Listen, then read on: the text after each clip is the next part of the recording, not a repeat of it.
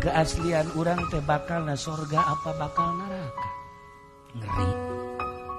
Keaslian urang teh diciptakeun ku Gusti Allah teh pi sorgaeun apa pi narakaeun. Ieu nu ngeri ge.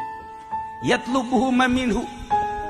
Gerak urang jadi naon bae ge lamun pi sorgaeun mah bakal positif bae.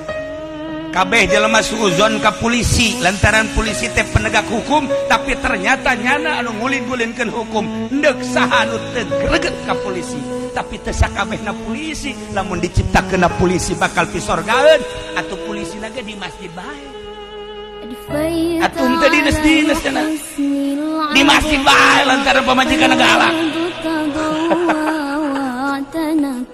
sanajan kuarina jadi kiai dasan diciptakeunana bakal jadi ahli neraka. Ih, kiai na ge hiji lamun diondang kuno susah jelek daek.